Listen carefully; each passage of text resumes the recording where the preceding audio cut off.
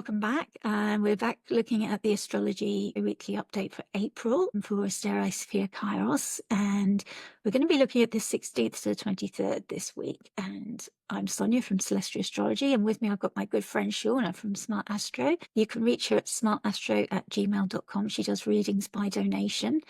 And you can also find her on Substack and Blue Sky. And I'm on Blue Sky and Substack as well as Celestial Astrology. We're both available for readings. We've got our books open. Yeah, is there anything else we need to tell everybody? If you enjoy this content, please do remember to like, subscribe, comment with an emoji. We're liking the fog emoji at the moment for Neptune and Aries or smoke. Those are our favourites right now. So here is the overview of the month. So if you're tracking the whole month, you can take a screenshot and follow along with us week by week. So we're looking from the 16th. So we've pretty much completed that week. We have an overlap. The 16th was Mercury entering Aries. So we covered that last week. So we'll be looking from here. Mercury will meet with Neptune as it enters Aries. Mars will be entering Leo, starting to finish off its retrograde journey. The Sun will be entering Taurus. How lovely is that? I mean, that's a nice season. Going up to the 23rd, Venus will be conjuncting the North Node in Pisces. The 21st, the Sun will be squaring Mars.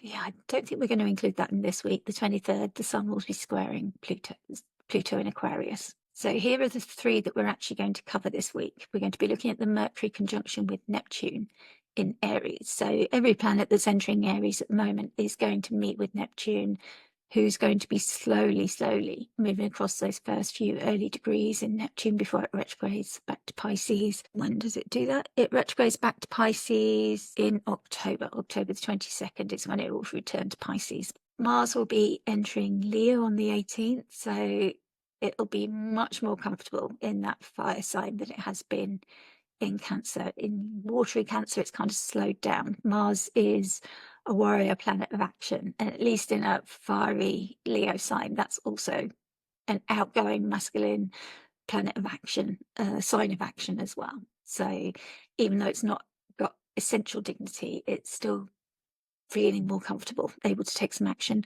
but it is still retracing its steps of the retrograde. So even though it's moving direct, we've got to wait till it gets to 6 degrees before we can really feel free of everything going on there.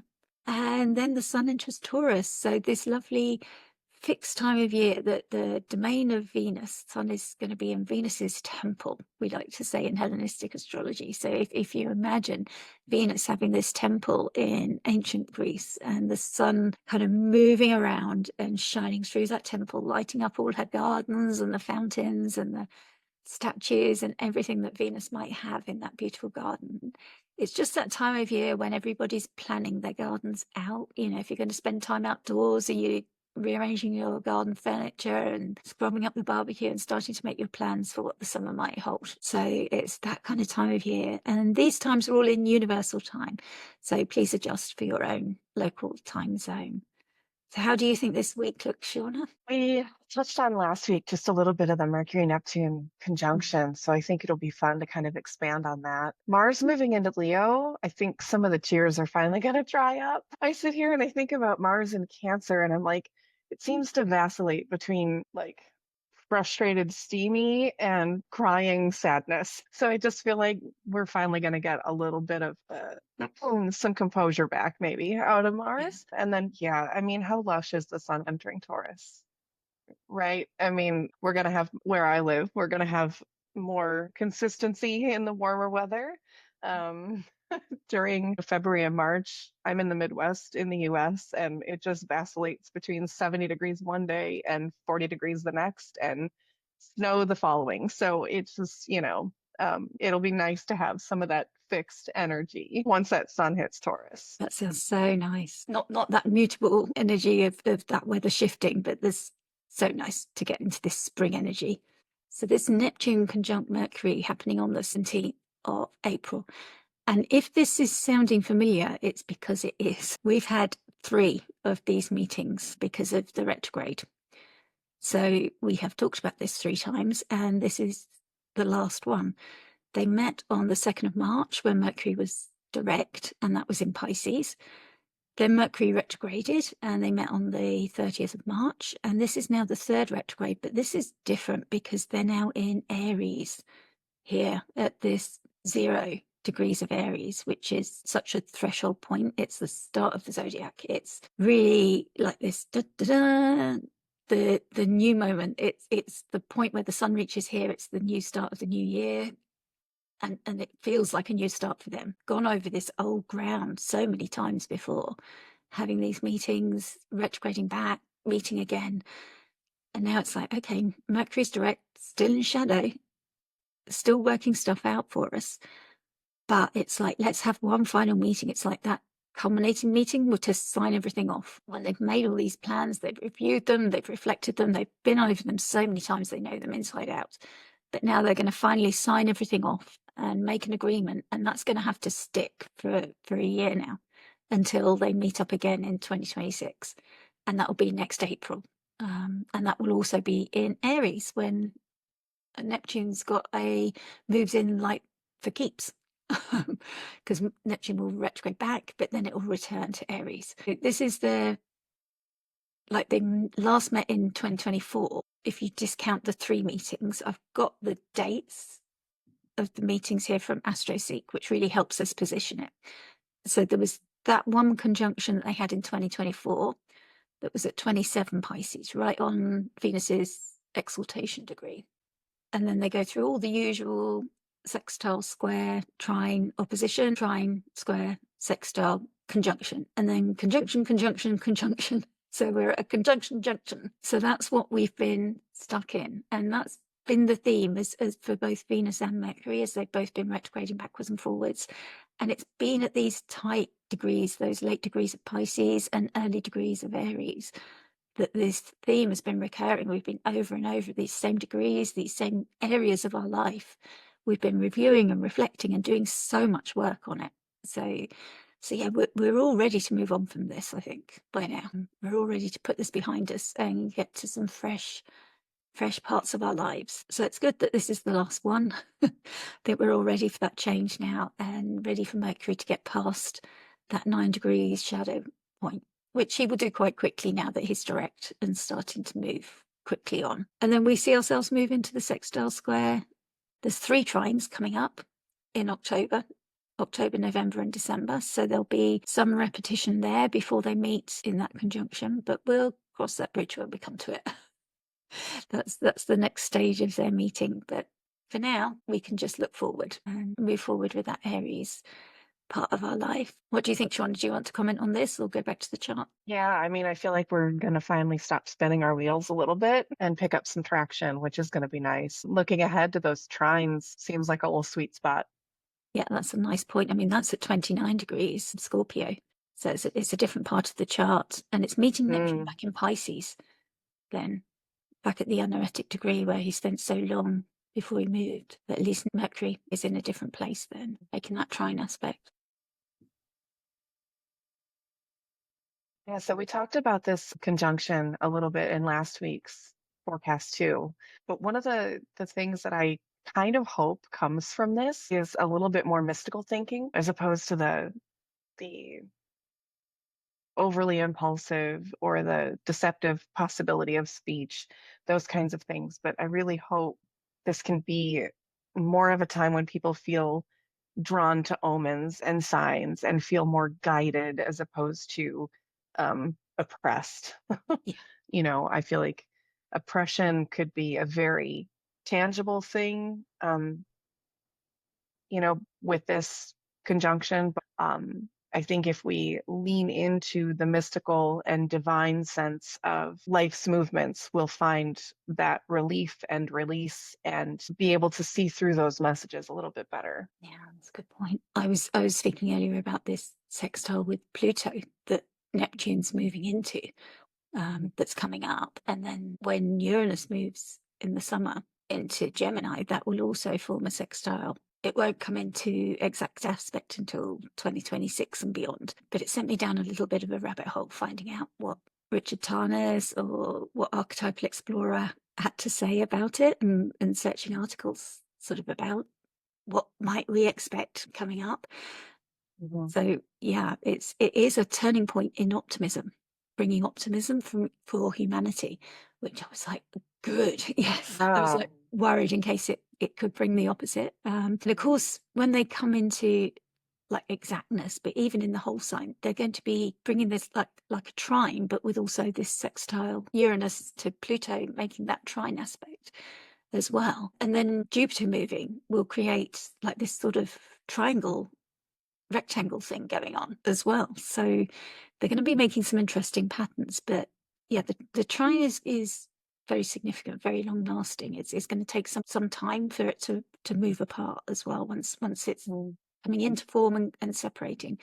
And the last Neptune-Pluto conjunction happened in 1891, 1892, and that was at 7 degrees of Gemini.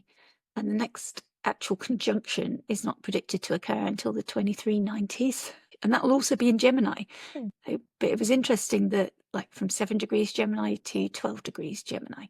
So it's just that tiny bit of the zodiac that it's covered in 500 years. So that's quite crazy. But also they stay in aspect for about 80 years. So the effects that they're having on the collective is quite considerable once they Really once they come very into this. generational. So once we see that forming, it's going to be with us for quite some time. Looking back, they formed a waxing sextile between 1950 between Libra and Leo, but that ends in 2031. So we're part of that period between Aries and Aquarius is when it will end. And the years when it was exact was 1950 to 1955, 1976 to 1984, and then 2026 to 2031. So it just felt quite exciting that we can actually watch it starting to form now. That Neptune moving into Aries was like the beginning of, okay, we see this starting to form. We see that Uranus is going to move into Gemini. And we'll see that coming into like even tighter, like more of the puzzle coming together. And then this Uranus, Pluto, Neptune trilogy brings this empowered vision of human emancipation, is how Archetypal Explorer projects these three coming together in aspect with a successful integration of the sacred and the profane elements in the psyche, as well as descent into the psychological underworlds, followed by rebirth into absolute consciousness. So human history leading inexorably to a point of collective awakening. So I was like, yes, okay, we'll take it. Really exciting to think about, isn't it? Yeah, with the difficulties that we're having, that 2026 being this turning point of pendulum swinging, and maybe they've got to swing to an extreme before things correct, and there is like this correction point. I mean, it's associated with other points in time, like the Renaissance. Like it brings in periods of time like that go down in history as adjustment points. So I mean, it can go bad if things don't look well adjusted in the charts of extremism and fanaticism and glorification of indulgence and hedonism. But when it's well aspected, you get these real exaltations of what's best about humanity. And I think, like with Pluto in a sign like Aquarius, that's really bringing that through, the potential for that. I wonder what kind of, I think the term gets thrown around a lot, shadow work, that people can do on a personal level, that this will open up for them. We talk about healing generational trauma. That's kind of a coined phrase these days. And even if it gets a little overused, it's certainly a real thing where, something that happened to a grandfather or grandmother, inevitably gets passed down in some form or another to the generations beyond. And it's part of evolution and how we adapt. But I wonder if there's going to be this real potential for, deeper healing if we find a way to bring together a little bit more. We can draw out the unconscious and see what the mass influence does to us as individuals. Well, we've certainly got that potential with Pluto in Aquarius, and even Neptune in Aries, sort of finding that pioneering place and being able to bring, like Neptune can find that possibility, that spiritual ideal, and finding a pioneering place for that, finding what's possible for humanity, finding those hard edges, bringing things out of the confusion, refusing the boundaries. But yeah, it would be great if there was more generally accepted ways. I mean, I don't know about you, I've tried shadow work and done a fair bit of work on myself. And I know that when you heal, even if you don't directly have descendants, children of your own, you're still healing your lineage, your ancestors behind you, and also those of your line going forward. Yeah. So any healing work that you do is never wasted. It's possible to heal backwards, yeah, you know. Yeah. backwards Yeah. and forwards. Mhm. So yeah, those of my family going forwards, future people that I would be an ancestor of, healing work that I've done would be carried forward into that line. There still are descendants that will be related to me, even if they're not directly of my line. Yeah, there's plenty of nephews and great nieces and nephews floating around. Mhm. So I'm doing it for them as well as for my ancestors. Yeah, like you said, healing is never wasted. Yeah, and sometimes it's hard. I mean, we've been doing a book club on the nodes, and how much of that is coming up in it.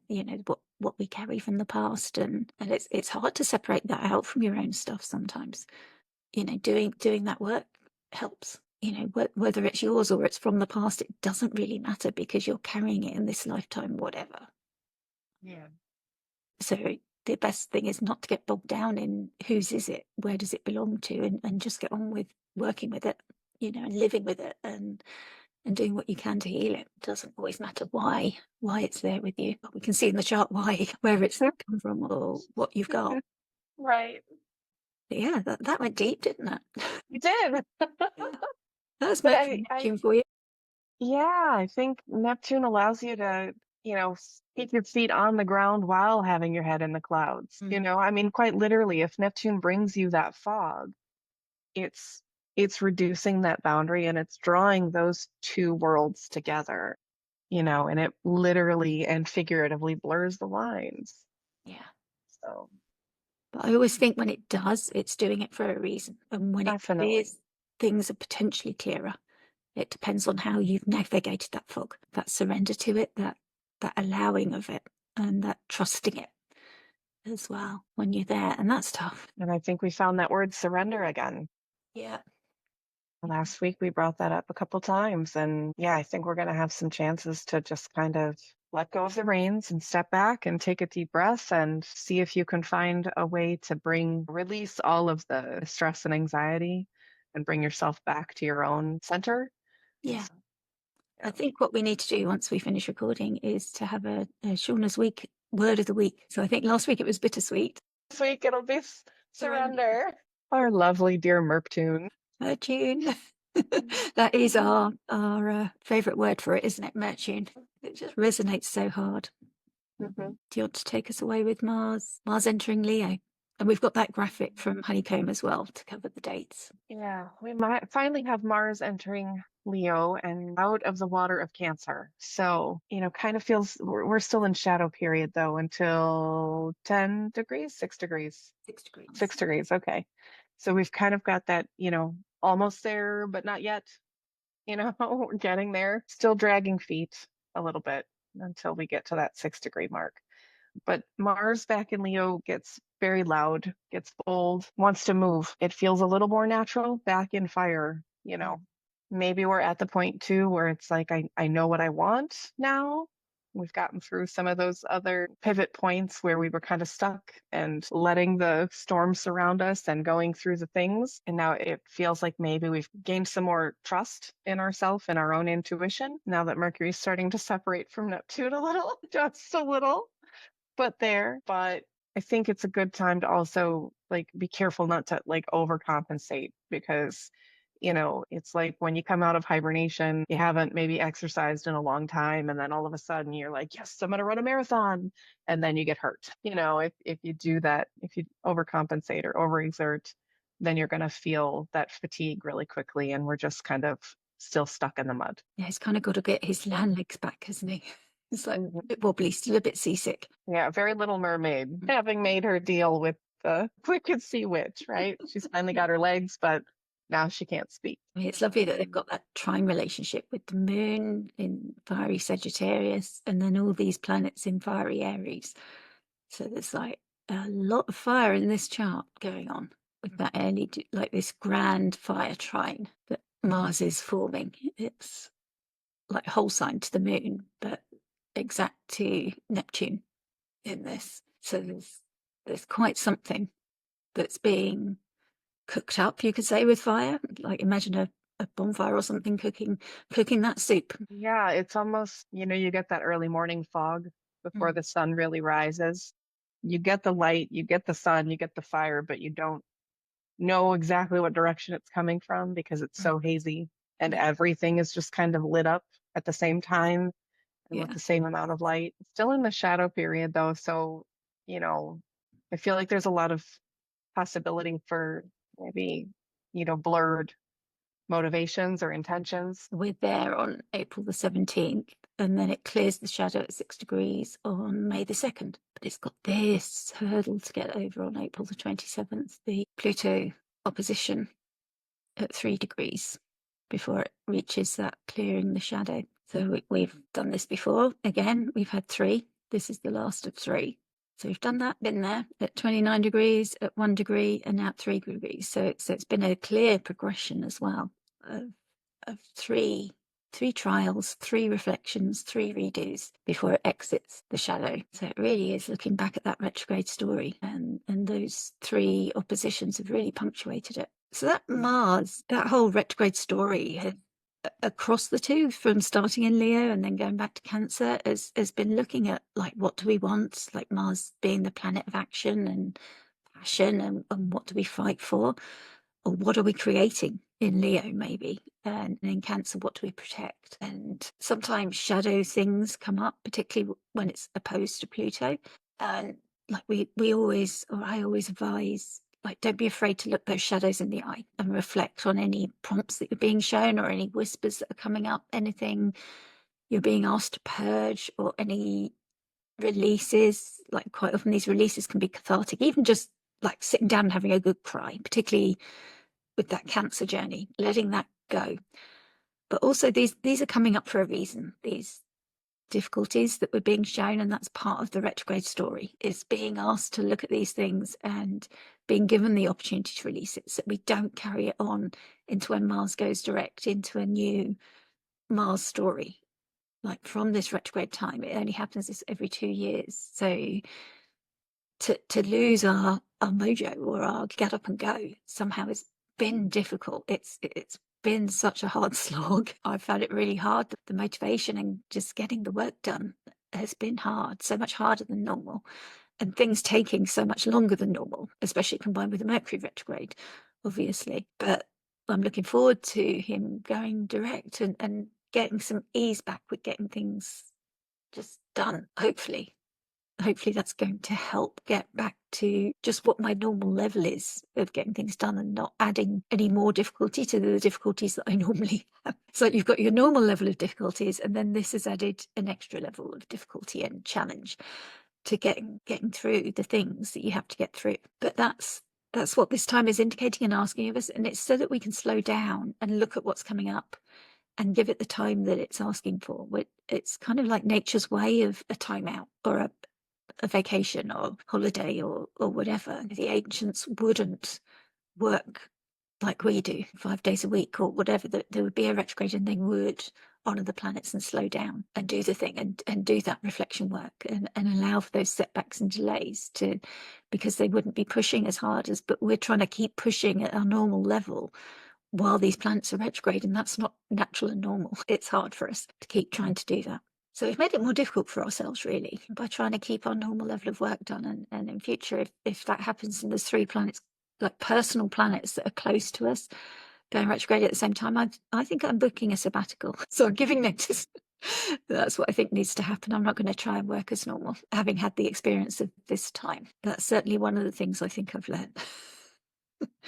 that's come up for me. But we've all had our own experience, depending on where Leo and Cancer falls in your chart, and the kind of topics that may have come up. So do take this time, especially as it shifts, to notice, is it shifting from the Cancer topics in your chart to a final tying up of those Leo topics in your chart as well? And do you notice that shift?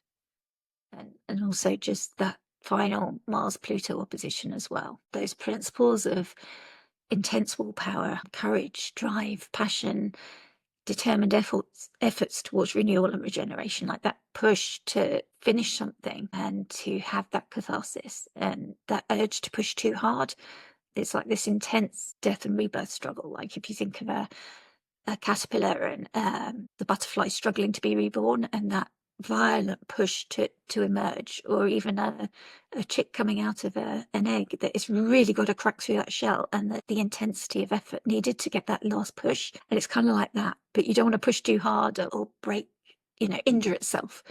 But that's what the push too hard can be, and it's like getting that level of action just right, and it's hard to time that in the retrograde time, because Pluto's pushing you to go hard. Mars is retrograde and not quite sure that it's at its right level of energy. But that's what we're being pushed through. It's kind of primal, that energy that we're tapping into right now. This pushes that death rebirth cycle to continue.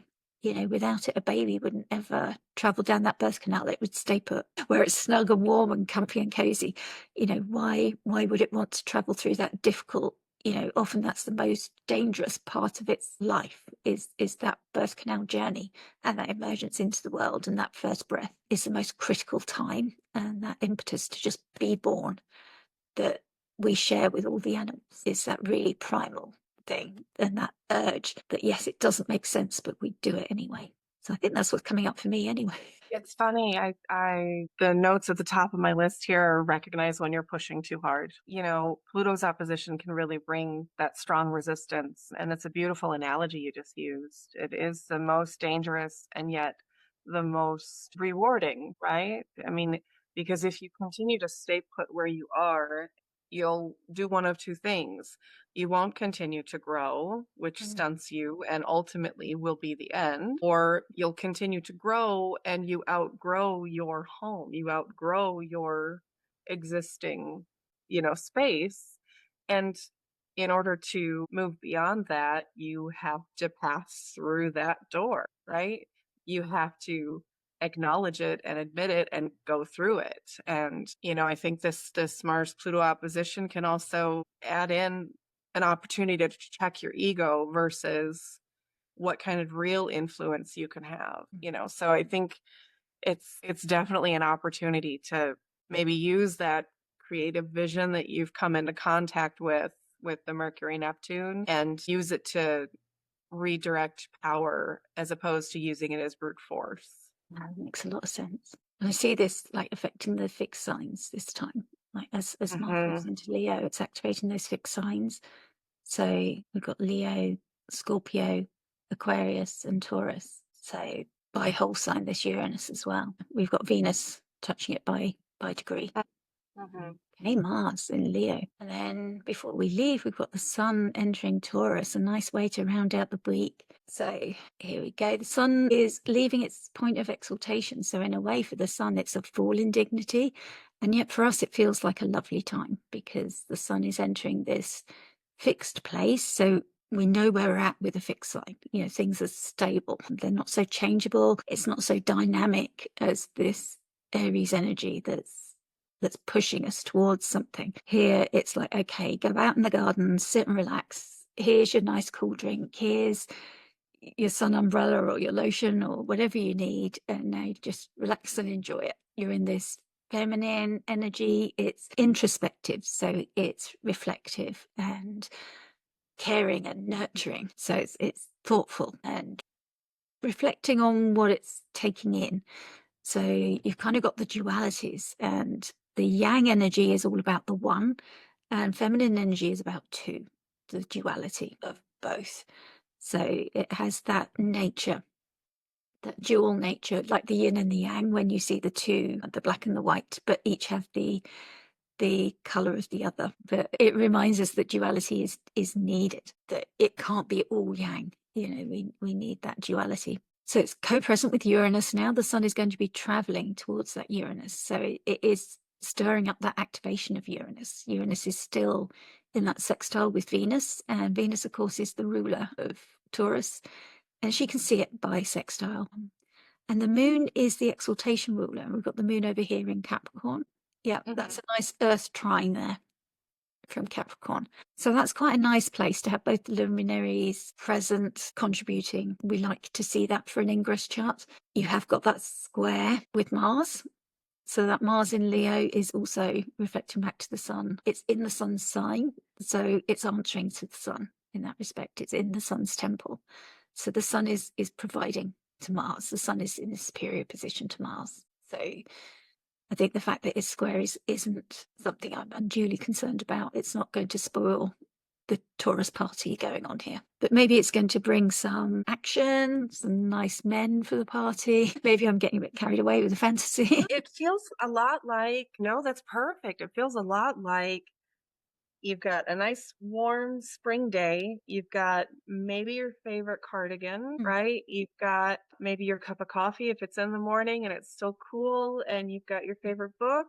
Maybe it's a book you're just getting excited about, or, something, but it feels very cozy and comfortable. And even though the sun is not in its best position here, it's just like, okay, I'm just gonna nestle in and take my time. And, Venus is very sensual and all about tangible, physical, feeling things. And, it wants the beauty and it wants the pleasure and the sweetness and the slowness, and maybe we indulge a little bit more, and maybe that's where that detriment comes from, in a sense. But, it brings about all that cozy, comfortable.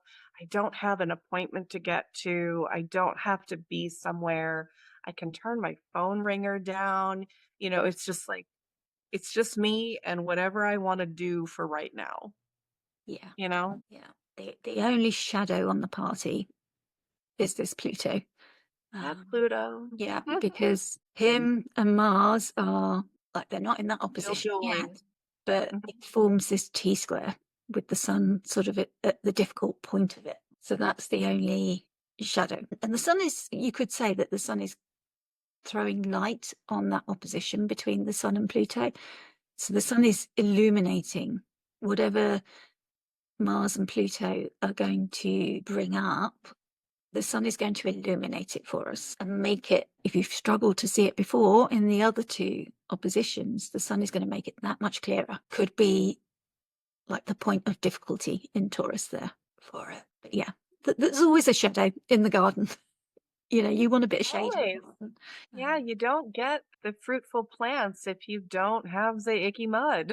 Yeah, that's it. You need, and Pluto is that rich earth, isn't it? That even that manure in the earth that allows, that's so rich for the plants to grow from. Stinky, nourishing, yucky mud, thick, still moist, still, even though it's earth, it's damp and it's, moldable in that sense. I know Taurus is fixed, but it's Taurus is sustaining. And if we don't have that fixed light, that sustaining light, we don't get that growth.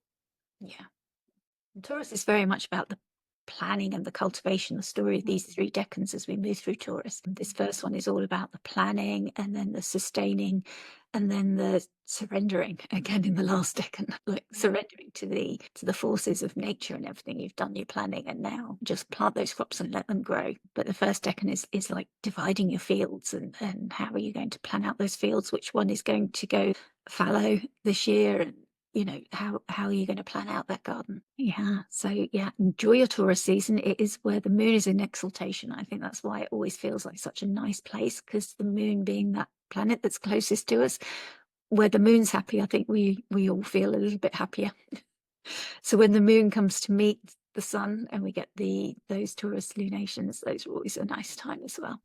So that closes out our week. Thank you so much for joining us. If you've enjoyed it, please do remember to like, subscribe, comment, give us an emoji. If you've been feeling the fog, share a foggy emoji, or surrender, a shrug. We'll take it. So thank you so much. Next week, we'll be back looking at the 23rd to the 30th of April. And thank you so much for Shawna for joining me. And you can find Shawna, you can write to her. She's doing readings. Write to her at smartastro@gmail.com. She's doing readings by donation, and she's really fantastic as a reader. So don't miss the opportunity.